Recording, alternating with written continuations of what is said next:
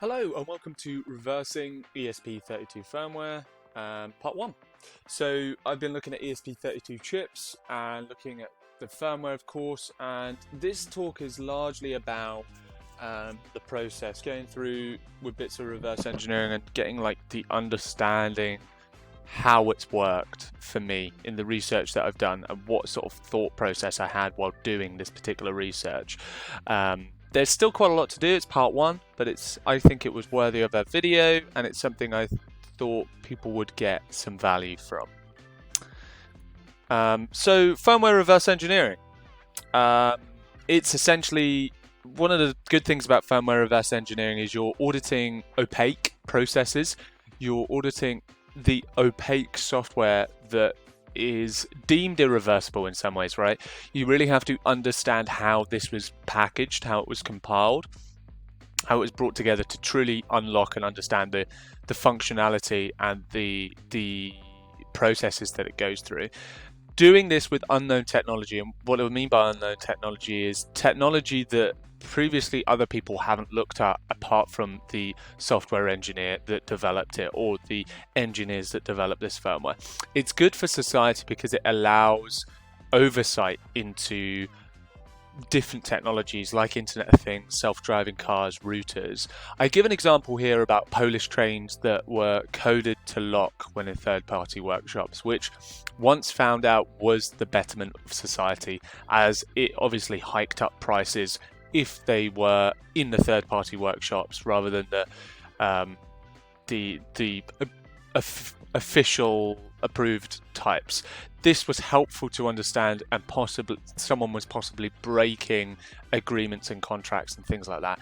But also, if you look at it from sort of the archivist retro game sort of area where people are producing emulation by reverse engineering games consoles or reverse engineering certain games, arcade games, to be able to keep the data in an archival sense, because some games companies and game console production companies won't invest the resources that are necessary to retain that unless they see it as profitable. So it's a completely societal benefit base to be able to reverse technologies that other people haven't seen, to be able to understand and unlock the knowledge that you closely guarded things. Now, that there is, of course, reverse engineering is a grey area, but I thought I'd just talk about that. There are, of course, cons and things that I'm not saying everything should be open source, but I thought I'd give some examples of why I think it's better to look at firmware reverse engineering. Of course, you have a lot of attacks with APTs that have exploited the idea of the routers. They've used routers to conduct DDoS and proxying their traffic through routers, and that's done through vulnerabilities and the problems that some of these routers have that aren't vulnerabilities, but maybe insecure ways of doing things. So it's really beneficial to understand routers. Often that's what, when people do firmware analysis, they look at routers or Internet of Things devices. But there are an innumerable amount of devices that you can look at from a firmware point of view and try and understand. Looking at the core parts of a hard drive firmware is really interesting in some ways. I know a lot of people have done some sort of persistence research when looking at that. So, it's got boundless opportunities, and I think it's really interesting to do firmware reverse engineering research where it doesn't always have to be a DEF CON or a Black Hat talk. It can just be that you enjoy it. It's a hobby. It's something to do in your spare time. So I thought I'd just talk about that a little bit. So what are we doing here? Well, we're playing firmware roulette. We're understanding that we're going to get some firmware somehow, but we're going to sort of randomize it. We're not going to specifically choose a product. We're not going to specifically dive into somewhere. We're going to just go for whatever we're given. And that's the fun bit. The cool bit of it is, you've got no preconceptions about this. You are just going in and being like, okay, let's see what this looks like. Instead of maybe looking at reverse engineering a game, you probably understand the technology, the process that they may have. They may have previous research into it. So yeah, it's an interesting concept. There are a couple of ways to get firmware. You can purchase the device and dump via the PCB. you might have a debug pin or something that allows you to look at it a little bit easier. You may be able to solder something which allows you to see it, which is nice. But I don't have a workshop. I don't have the ability to do that. I only have a certain amount of space. It's not really easy for me to be able to do such things. The second choice is to, in the 2010s, the early 2010s, often router providers and sometimes kind of weird products would offer like a portal for customers where you'd register and you could get the like a raw file, which you would just then upload via like uploading on your router administration panel, or you would do it through like a USB connection that would be able to flash it for you and do that. So that second way is sort of phased out a little bit since the advancement of like Wi-Fi in the chips that you see in products with the Internet of Things. Often now it's done in a sort of automatic process. So the interesting thing, and the third one that I decided to do, and I think most people should probably do, is scale the internet for files related to firmware. Often you'll find like open indexes, or you'll find indications of firmware, and just random bins that can be quite interesting. And I think, you know, this is where the real firmware roulette begins. This is where it's interesting. So you've got Census, Binary Edge, and Showdown that can all do this. And I think when you use these and you identify firmware that is of interest to you, it's much more enjoyable than just this is the product, static sort of view of this is the target that I'm going to go for. Okay, so that's fine. There's a folder here. This is on Showdown, a little printout of the open index, and we've got a folder called firmware. We've also got a folder called weather, which is quite interesting. Relatively old looking, 2.4.41. I'm trying to remember my Apache versions there, I'm not sure, but I'm not even going to attempt. But yeah, really interesting. Lots of bins in this firmware folder with some interesting names. Between the years of 2023 to 2024, so super recent. When you know, often people look at firmware, I think it's more interesting to see the recent stuff, but I know that some people find interest in security and police forensics tooling and stuff like that, maybe older ways of identifying police tech, and that's really interesting. But for me, just spin that wheel and put the bin in and let's see what happens. And this is the case here where we've got an open folder. So just a little preface. I'm not going to talk about the product or what it was. I have identified it, but I want to continue on with this research. I'm not trying to hide it in some ways. I'm just trying to not outwardly say it, largely because I think outwardly having, you know, outing a product for insecurity or problems in firmware and things like this, I believe in responsible disclosure in some ways, and I don't think it's great to just smash out research and then say, oh, they've done this all wrong. I think it is a two-way street, and I don't want to reveal the product. I want to continue with my research. There's definitely breadcrumbs from this research where you can learn and understand it and probably work it out. So if you want to continue on with the research, you can. But for me, I want to just keep the product away. Some of this talk is kind of directed in a strange way that make it difficult to really like gauge and understand why. I think if the product was revealed, it would make more sense, but for now I think I'm going to leave it.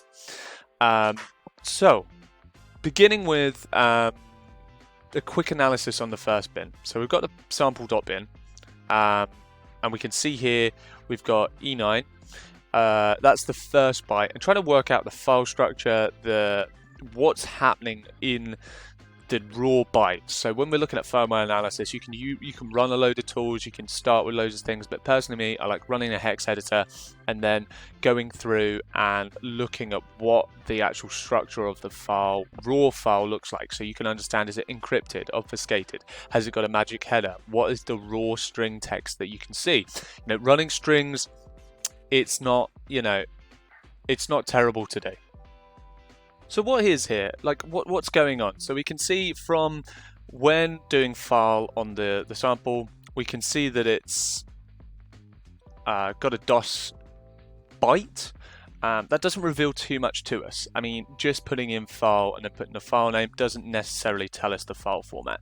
The problem with firmware analysis is you've really got a lot of false paths, and you've got to go through and get real evidence from the firmware that you can see and understand that there is something here. So for example, when we look at this, we can see the E9, but then immediately we've got 0502's 2F and then some null byte padding here. And naturally, I would say that feels like a magic header, or that feels like a structure of some sort. And I think the E9, alongside what looks to be, if we see, we've got probably a magic header of some sort, then some details about what the structure of the file is, or how this, some form of metadata.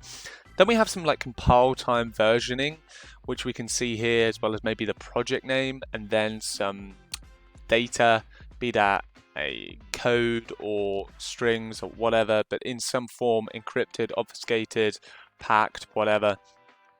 This gives me and there is a little bit of bias in sort of the PE structure when you think about it for me, because I've analyzed so many, but it doesn't give me naturally a DOS vibe, I guess. Once you've seen a couple of structures in various file formats, you start to feel like it's maybe not that. You're looking for identification of common structures that allow you to give an indication of what that file format is. And in firmware, if you've got something that is a straight DOS executable, it doesn't feel like that. You would expect some form of compressed data where it decompresses it and loads it into memory. It's obviously, with some of these chips that are really low cost and low powered, they need to use as little as possible. And I think when looking at a DOS header, a little bit of a false flag, but it just doesn't really marry up with modern Internet of Things and firmware. It could be historical, and we could see something that's really crazy, and so we could load this up in an executable and try and see if it is a valid format, a valid structure. That's a valid way of working out the process. But for me, it naturally doesn't, and I didn't do that.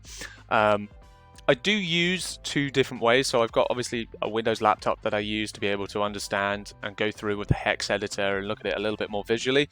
And that's going to upset some people, I know. But I just do also spin up a couple of cloud VMs to install some tools, and then you can destroy it easily. You could do a Python virtual environment or a virtual environment overall on your local machine, dual boot it, I know, but it's just a way I work, and I think it's really nice. So for a lot of these, I actually install systems and put the firmware in it and try and understand it, but use both in a valuable way. At the end of the day, whenever you're doing security work or any work at all, it's about how you use it, not the tools that you have. So often you can redevelop or develop tools and get through it. So I find it works for me, and it's really helpful. So you'll see a couple of these where it's me logging into a cloud environment and working through it. So binwalk, I've talked about this previously on this channel, and I think it's a really helpful tool to really get your first steps into understanding the firmware. So with this firmware, we're trying to determine what exactly is this. Like, does it have any binaries or executables straight up? So often with firmware that is a router, you'd start to see like ELFs, or you'd start to see like maybe a busy box sort of strings to make it a little bit easier for you to understand where the structure is and where the files stop and where you got obfuscated data. In this particular example, we see some certificates, HTML stuff. We've got these certificates aren't really of relevancy. They're kind of known certificates that are, even the private key here, it's from a known certificate that is sort of like a demo tool type deal. So it's not really too much, but we've got some sort of like HTML stuff that's been decoded, some images, some certificates, some encrypted data with encrypt, but not a huge amount, and related to the certificate, I believe. So this doesn't give us too much, because actually when you look at and I understand everyone can't see the entirety of the file structure, but the offsets here is only a minimal part of the file. So when looking at this, binwalk hasn't really provided us much context in quite a large portion of the file, which isn't helpful. Binwalk is really good. Previously talked about it, where it can unpack, it can extract things, and it's been really good for that in the amount of years that it's been out. And I've linked it at the top left here if people are interested in firmware reverse engineering. My video on firmware reverse engineering back then, very dated nowadays. I would say there's much more different concepts and also a lot more research being put into different parts of firmware. Very dependent on the chip and how you analyze it as well, but this is a really good sort of triaging initial look, and that's where I started off. So really helpful in some ways to give me an indicator that it cannot identify easily, but not great in some ways because now I have to rely on myself to be able to work out. I'm sure there's different configurations of binwalk as well. It's a really powerful tool, but for me, just the initial triage didn't give me anything that I wanted, so then I needed to move on to something else. So going into a little bit of a deeper inspection into the file, we see we've got some null bytes here. So this is going upwards into other files and other bits, and then we hit this segment of the firmware that really sort of hits me, because it gives me some really good indicators. I'm going to move me because I'm a little bit in the way here. So first of all, we can see strings, really important, and one of the things from the strings is we can see essentially a directory structure. So we see API and res, they're given some space, they've got some null bytes in some ways, and then we've also got API/JSON status.json. So that's a file path, right? We can see the directory there, that makes sense, and then we've got an API/status.json.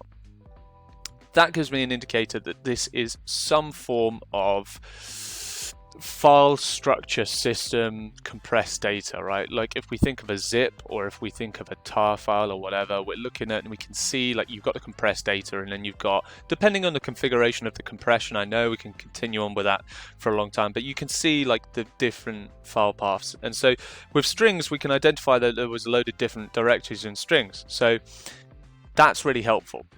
Then we've got this part here, which sort of gives me an indicator like metadata. It's really before we get, and there's blobs of data after this, right? It's really hard to sort of indicate that, but right after this is a blob of data that's similar to this, but a little bit more high on the entropy. It's obviously compressed, or there's some level of compression that is easily identifiable compared to this, which kind of has like an indication of structure.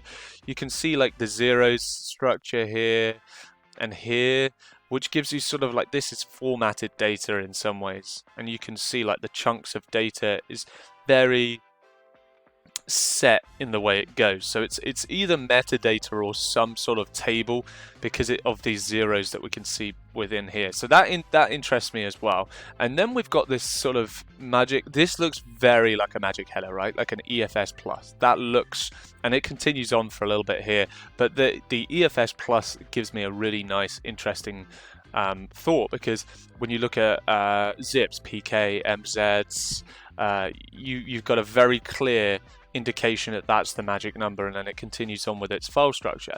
And from what I can see, this gives me that indication. So this was a really interesting part of the firmware. So with that, what do I do? I mean, yeah, cool. We've got something called EFS plus.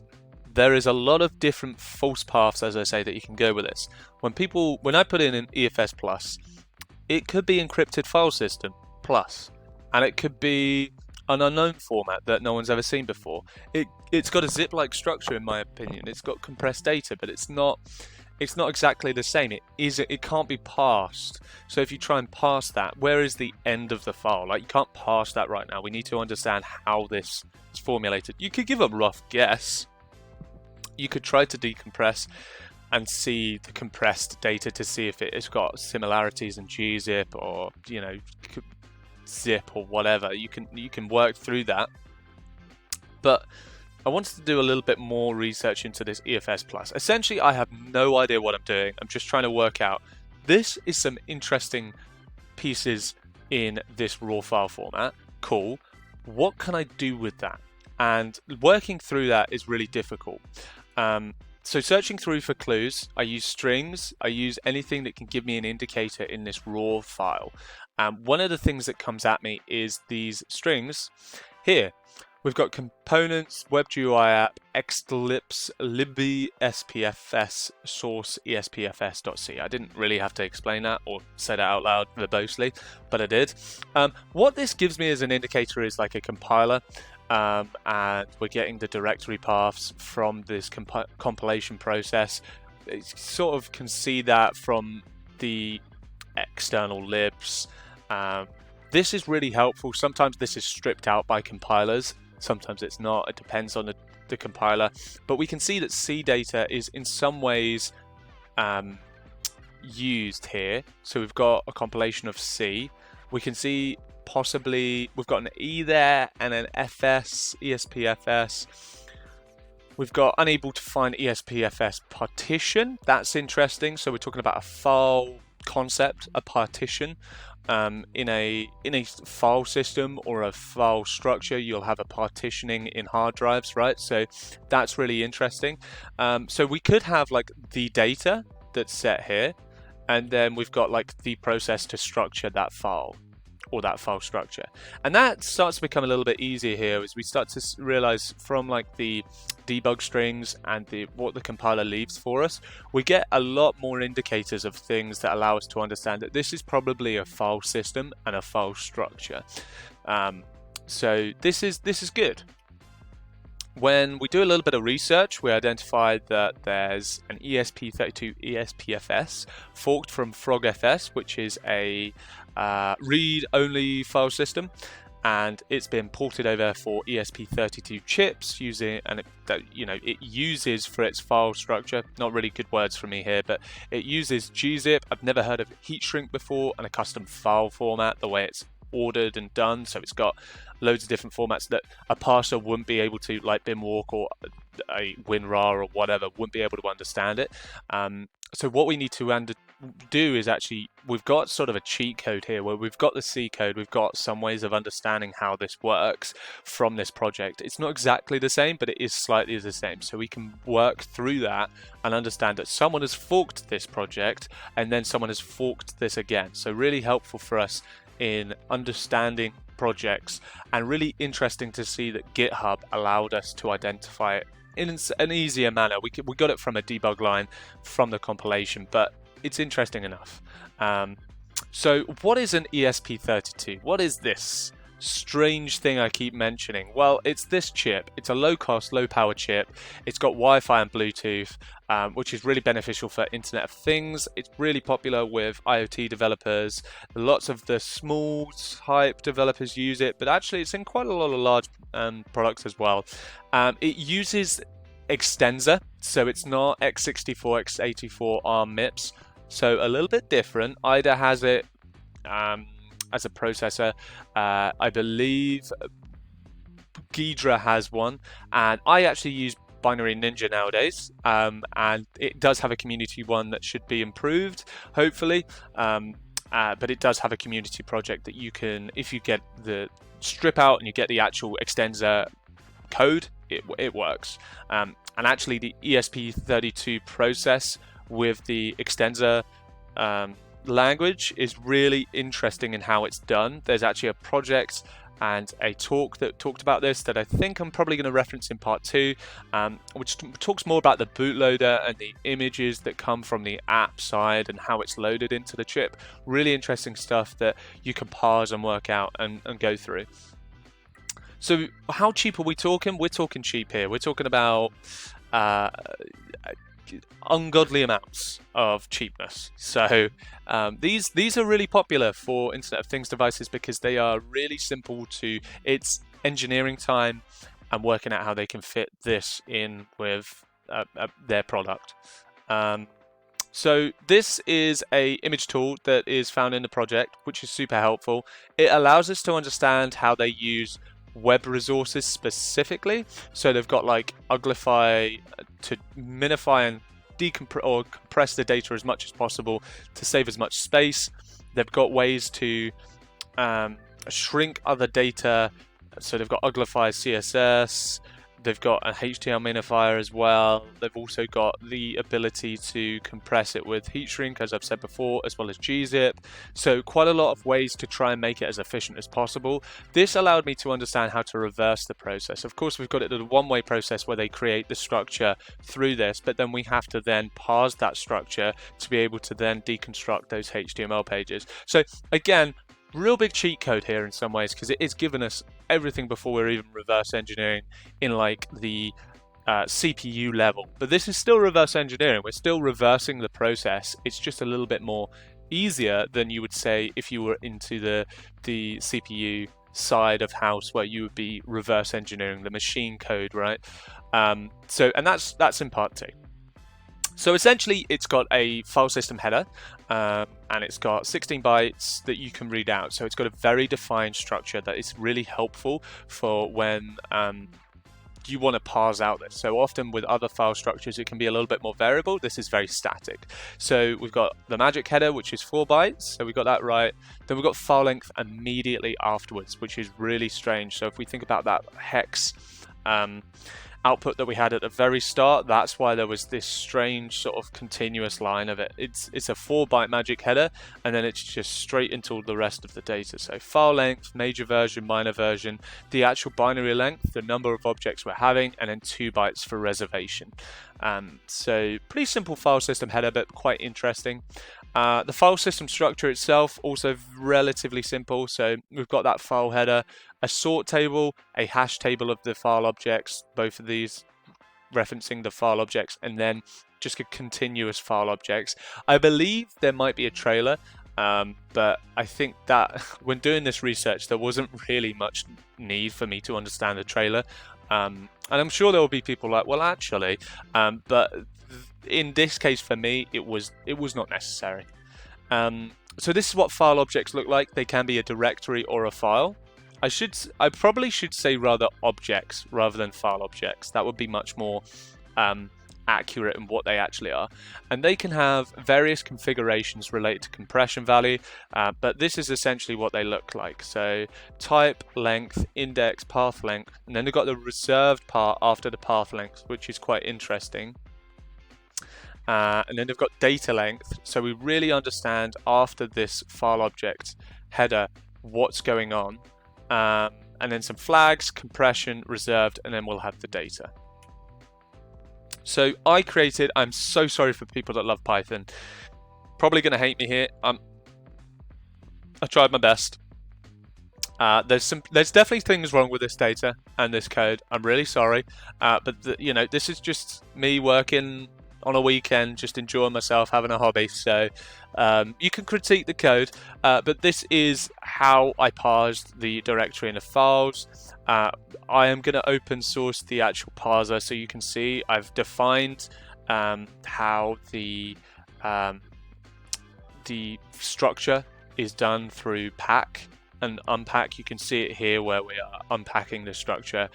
We're expecting a certain format of bytes and integers and that sort of thing. So it will be there. It'll be much more sense. But this is essentially showing the file and directory, us putting it into an entry where we've parsed all the different types from reading the structure and then putting them into their assigned structure, and then from there reading, hoping that everything is correct in what it's saying. There is no real validation in some ways because this is not some commercial product. And then from there going for the compression and working it out. If there's any exceptions, then we just pass it. It's fine. Anyway, so we'll have the appendage of the table, we'll have the parsed count. What happens then? You get something that looks like this. So from the firmware, we started to unpack the structure of the file system in this particular compiled file system that was within this firmware. So we've carved out of the strings the file structure, maybe not the complete file structure, as this would be a bit strange to just have HTML and JSON files, but the web GUI app, which we can see from that case that we had in the compilation, is we've carved out from this raw file format the web GUI app file structure, and we can see from all the different types here, it's printed it all out. We can see the directories. You can see some pretty interesting stuff, right? So Wi-Fi scan, gen data, debug.json. There's some stuff that could be quite interesting. Reboot info, so services. I could go on. So interesting. This is what it looks like. This is how it this is after the parsing process. We can see it's in a different language. We've got certain bits of JavaScript that are sending posts to certain parts. It allows us to understand the project a lot more from this data, and allows us to understand from it how it's working. This is not an indicator of what the actual product is in some ways. Some ways it is, some ways it isn't, but it's got a Wi-Fi chip, right? So it'll have an interface. Yeah, so I think after that, there is just references here. This is part 1. Part 2 is coming up. I'm not going to go to the next slide because I think it indicates... yeah. So what I'm going to do is... This actually indicates... I'm going to have to blur this page. So basically, part 2 will be me looking at the images and talking a little bit with Binary Ninja, maybe, hopefully, or talking about the app loader structure and how that works in ESP32. But it's been a lot of fun. Hopefully you enjoyed this second part, this first part where I'm talking about the file structure and talking about how that was pretty fun for me. There will be a script available. So yeah, see you later, and hopefully you enjoyed the research.